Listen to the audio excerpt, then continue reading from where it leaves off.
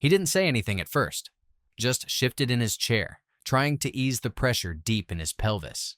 It wasn't pain exactly, more like a heavy fullness, a dull presence that made itself known after long periods of sitting. A pressure behind the testicles, a vague discomfort that extended into the groin and lower back. It wasn't enough to send him to the emergency room, but it was enough to make him wonder quietly when things had started to feel this way. He'd noticed other things too, waking in the middle of the night to pee, more than once, sometimes not even feeling fully emptied afterward. That odd moment of needing to go again minutes later, even though he had just gone. His doctor told him it was just aging. Friends his age all laughed it off. But deep down, he wasn't laughing. He was wondering what else was changing. Silently, without permission. And one day, sitting in the backyard alone, he realized something. He hadn't ejaculated, hadn't even masturbated in months, maybe longer. Not because he couldn't, not because he'd made a decision. It had just stopped, faded out of his life like a distant radio signal. He didn't miss the act so much as he missed the connection. The physical release, yes, but also the private confirmation that his body still responded, still cared, still had something to say. And as a urologist, I've had countless men tell me versions of that same story. I'm Dr. Michael Hanks. I've been practicing urology for over 2 decades, and I've seen how the body changes with time. But I've also seen how certain things, small, quiet habits, can protect not only our physical health, but our emotional well-being. And one of the most overlooked is this. When men stop masturbating in their later years, the body responds. Sometimes subtly, sometimes loudly, but always.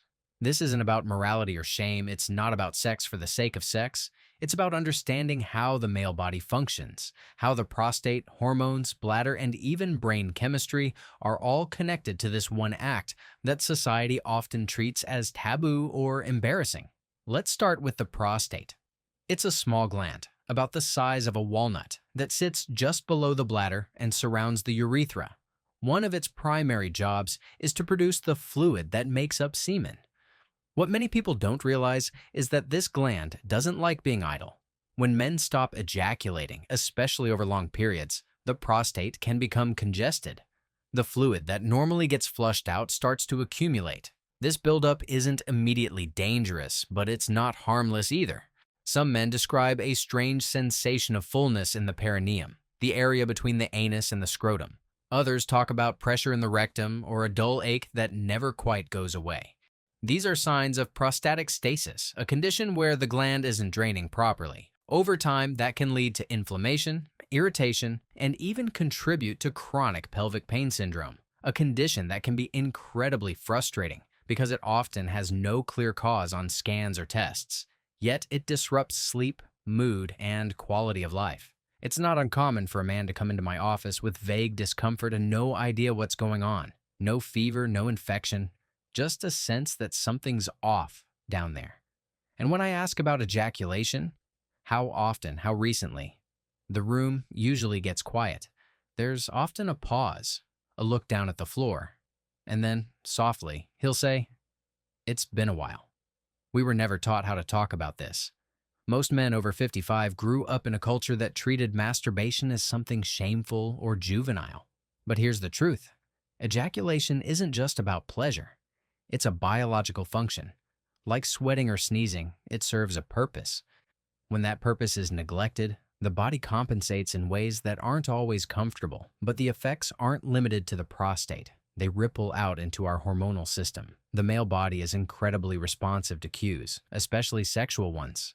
When we engage in sexual activity, even solo, we're sending a signal to the brain that reproduction still matters, that vitality is still needed. And that signal helps sustain the production of key hormones, especially testosterone.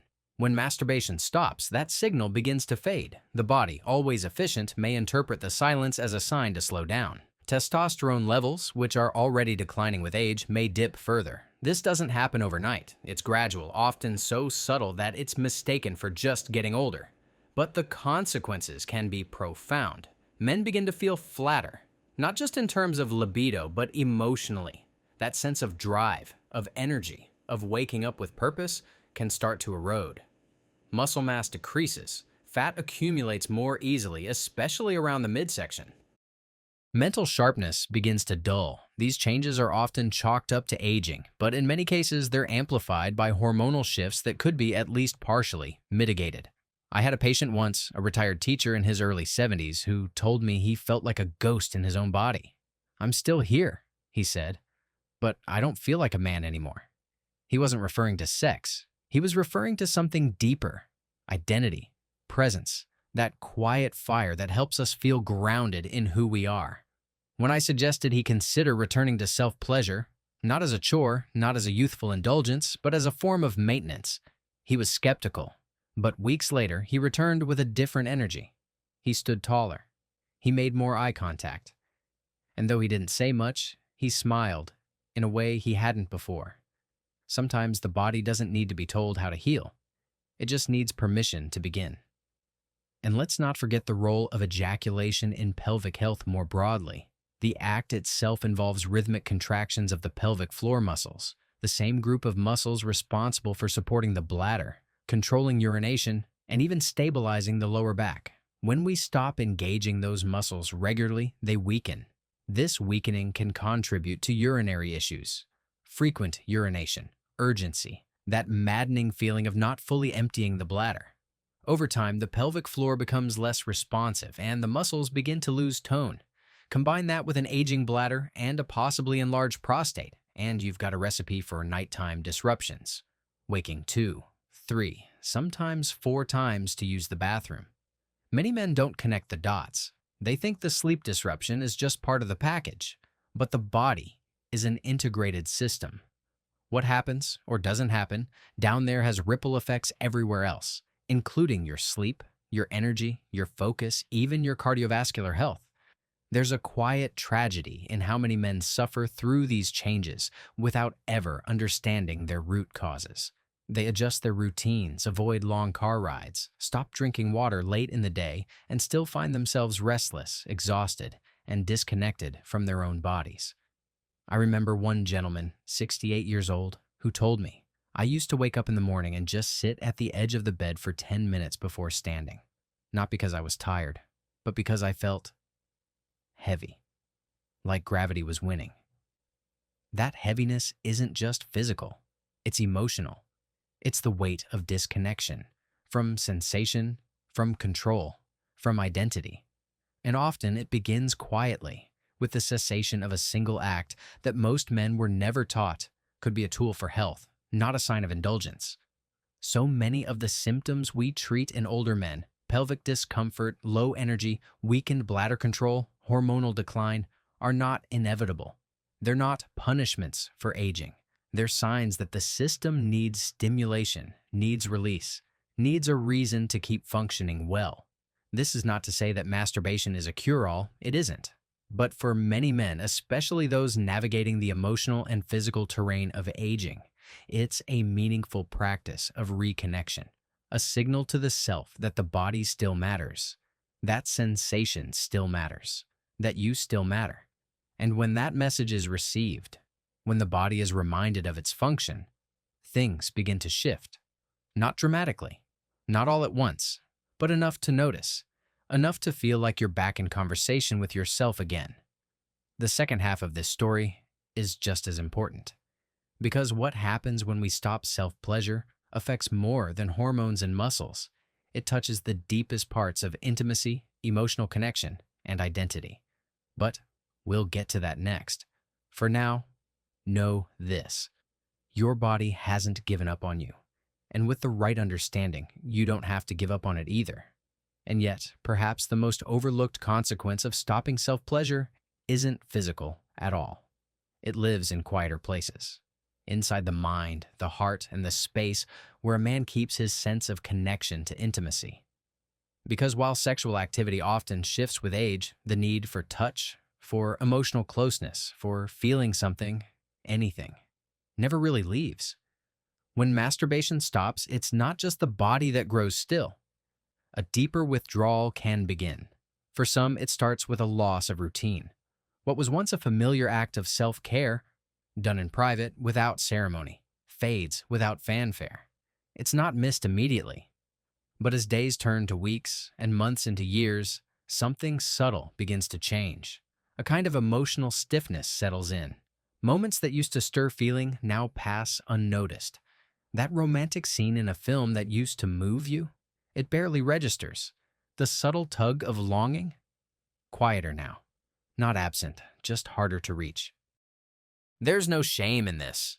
Life has a way of numbing us when we're grieving, when we're adjusting to loss, or when the world stops treating us like sensual beings, but that doesn't mean we don't still need that spark. I've seen it in my patients, in men long widowed, or those navigating long-term illness in a partner. They speak with quiet sadness about missing the closeness more than the act itself, missing the part of them that used to feel alive in that way. And that's where masturbation, surprisingly, becomes more than a physical release. It becomes a way to stay in touch, not just with the body, but with the emotional terrain that defines us as human. The act itself produces oxytocin and dopamine, neurotransmitters that govern connection, mood, and reward. In moments of touch, of pleasure, of focus, the body remembers that it's still capable of joy, of presence, of feeling something deeply personal. One man told me, after losing his wife of 40 years, that he went months without touching himself. Not because he didn't want to, but because it felt disloyal, like keeping a candle lit in a room that had gone dark. But then, one night, after a particularly lonely day, he allowed himself a moment of connection, not out of lust, but out of grief. He described it not as an act of desire, but as a way of honoring his own still living body, of saying, "I'm still here. I still need comfort." That kind of intimacy, even when it's solitary, is healing. It's not always about fantasy. Sometimes it's about re-establishing a relationship with oneself, especially when the rest of the world has gone quiet. We often talk about self-respect in terms of discipline or achievements, but it also lives in how we care for our bodies. And for men, especially those in the later decades of life, self-pleasure can be one of the last remaining gateways to feeling seen, even if only by themselves. Physiologically, this matters more than we realize. Touch stimulates nerve endings that dull with age. It keeps sensory pathways open, encourages circulation, and reinforces healthy body image. Without it, disconnection sets in, not just emotionally, but neurologically. I've seen men become so distant from their own bodies that they stop noticing symptoms until they become emergencies. Self-touch, when practiced without shame, is a way of listening, a check-in, a reminder that the body is still worth paying attention to. Emotionally, the absence of sexual self-connection can contribute to withdrawal from the world. Men may become more irritable, more isolated, or quietly resigned. They may lose their sense of creativity or curiosity. It's not because they're broken. It's because a vital current has gone quiet, and often they don't know how to name what they've lost. I once spoke to a man in his late 60s who said, "I feel like I've become invisible. To others, sure, but also to myself." He wasn't talking about libido. He was talking about fading, the slow erosion of feeling alive in his own skin. And when we traced it back, he realized that the last time he felt truly present in his body was when he was still engaging in self-pleasure. It wasn't the act itself that held the magic. It was the way it tethered him to himself. I remember one man in particular. His name was Robert, and he was 76 when he first came into my office. He was the kind of man who carried himself with quiet dignity.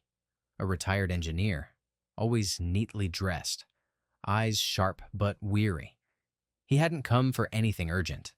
His prostate was a little enlarged, his PSA levels mildly elevated but stable. Nothing alarming. Still, there was something about the way he sat, rigid, guarded, that told me more was going on. We spoke for a while, mostly about routine things: blood pressure, medications, how often he got up at night to urinate. But as I asked about his overall well-being, he hesitated. Then he looked at me and said, "Doctor, I'm not sure if I'm supposed to bring this up, but I don't feel like I'm in my body anymore." That's not something you hear every day in a clinical setting. So I paused, and I asked him to say more. He said he hadn't been sexually active in over 5 years, not since his wife passed. Understandable. The grief had been heavy, and the idea of pleasure, or even self-touch, felt foreign to him after her death. It just didn't feel right, he said. I didn't want to move on. I thought if I touched myself, it meant I was forgetting her. But time passed, and that grief changed. What had once been raw became quieter, yet the emptiness lingered. He began to feel less and less present in his own skin. He didn't notice when his erections faded because they had already become rare. He didn't notice when he stopped looking at his body in the mirror because eventually he just avoided mirrors altogether. The spark, as he described it, had gone out. Not suddenly, but like a slow leak in a tire. A quiet deflation. Medically, I knew what was likely happening. His testosterone had probably dipped below optimal levels. His pelvic floor tone was likely weakening, and blood flow to the genitals, already compromised by age, had less reason to remain robust. The body, always conserving energy where it's not needed, had started to redirect its focus elsewhere. Use it or lose it. That old phrase rings true in more ways than one. But more than any lab result or muscle scan, what struck me was Robert's emotional clarity. It's not that I miss sex, he told me. It's that I miss feeling like a man. And I don't mean macho or anything like that. I mean, just being in here. He tapped his chest. In myself. So we talked, openly, carefully, about the connection between sexual touch and identity. About how masturbation isn't about replacing a lost partner, but about staying in communication with your own body. I explained the physiological mechanics of arousal, not just the erection itself, but the cascade of chemicals that follow. Dopamine, which sharpens focus. Oxytocin, which soothes the nervous system. Nitric oxide, which improves blood flow not only to the penis, but to the heart and brain. These aren't just pleasure chemicals, they are health signals. Regular arousal, even without climax, encourages circulation to the pelvic region. It supports endothelial function, which affects every blood vessel in the body. It maintains elasticity in tissue. It reminds the brain that this part of the body is still alive, still vital, still deserving of attention. But more than that, it reinforces something deeper, a sense of belonging in your own skin. Robert was quiet during much of this, not uncomfortable, just thoughtful. He nodded slowly and said, "No one's ever told me that before." And then, after a long pause, "I think I just needed someone to give me permission." And that's what so many men are quietly craving. Not instruction, not performance tips, not even reassurance that they're still normal, but permission. Permission to feel. Permission to be curious again. Permission to return to parts of themselves they didn't mean to abandon, but did. The truth is, aging demands a new kind of relationship with the body. Things don't work the way they used to. And that shift can feel like betrayal if we measure ourselves by the standards of our youth. But what if the measure changed? What if it wasn't about how hard the erection is, or how often it happens, or whether you climax every time? What if the measure became presence, pleasure, connection, vitality? These are still available. They may look different now, but they haven't left you. They just need to be invited back in. For Robert, the change wasn't dramatic. He didn't become a different man overnight, but slowly he began to reconnect. He started walking more, standing taller. He bought a new set of clothes for the first time in years. And when I saw him a few months later, he said, "I've started again. Nothing fancy. Just taking time to touch, to feel. It's not about sex. It's about coming home." That phrase stayed with me. Coming home. Because that's really what this is all about. Returning to yourself. Recognizing that the body is still a source of life, not just decline. That it still has wisdom to offer, still has signals worth listening to. That it's not done, not by a long shot. And as you consider your own journey, whether you've stopped touching yourself or never started or just feel uncertain, know that whatever you've felt, you're not alone. So many men carry these questions. Few speak them aloud. But they live inside us, in the quiet places, the ones where we measure our worth, our manhood, our sense of aliveness. This conversation is an invitation, not to go back in time, but to go deeper into the present, to reclaim what's been muted, to soften what's been hardened by years of silence or shame, to be gentle with yourself as you rediscover sensation, not as a goal, but as a form of respect. You deserve to feel at home in your own body, not someday, not when everything's working perfectly, now as you are. And if that begins with a quiet, private moment, just you, your breath, and a bit of courage, then that is a noble place to begin. And here's something else I've learned. When men return to this practice with intention, not out of compulsion, not out of habit, but with care, they often report improvements beyond what any pill can provide. Better sleep, less tension, more patience, a softening of the sharp edges that sometimes come with aging. It's not a miracle, it's biology, rooted in awareness. This is why, when a man tells me he no longer masturbates, I don't judge, but I do ask questions. Why did it stop? Was it a conscious choice? Was it due to grief, shame, loss of drive, or something else? And what, if anything, does he miss? Because the answers often reveal deeper truths, not about sex, but about vitality, presence, and longing. The body speaks, even when we don't listen. Pelvic discomfort, poor sleep, hormonal drift, emotional numbness. They're not punishments, they're signals, and often they're invitations to reconnect with something we left behind, perhaps without meaning to. Of course, none of this is to say that masturbation is required for all men. Some truly feel at peace without it, but for those who feel disconnected, sluggish, or quietly grieving the loss of something they can't quite name, it may be worth revisiting, not with shame, not with guilt, but with curiosity and compassion. This journey, this conversation we're having right now, is not about urging you to chase youth. It's about encouraging you to stay present in your own skin. To remember that aging doesn't mean giving up on the pleasures, the signals, or the connections that remind you that you're alive. You don't need to feel young to feel worthy.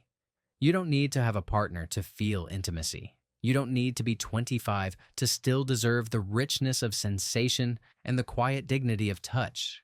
If you've stopped masturbating and noticed changes in your mood, your sleep, your body, or your sense of self, it may not be your imagination. And it's never too late to reestablish that connection. Whether you start again today or simply consider what this means for you, know this: your body hasn't stopped needing you, and neither has your spirit.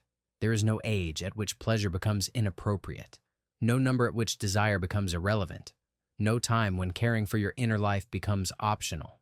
If anything, these needs grow more sacred as time passes, because you know now, better than ever, what it means to feel fully human, to ache, to long, to touch, to heal. You are not broken. You are not behind. You are not strange for wanting more than just comfort. You're human. And if part of that humanity means allowing yourself a private moment of pleasure, of presence, of connection, then so be it. You've earned that grace. So wherever you are right now, sitting alone with your thoughts, walking in silence, wondering if this message was meant for you, it was. Not because you're doing something wrong, but because there's still something right inside you, waiting to be honored again. And if any part of this stirred something in you, even quietly, know that you're not alone. This conversation is happening quietly in the hearts of millions of men, good men, thoughtful men who've lived full lives and are now wondering, what next?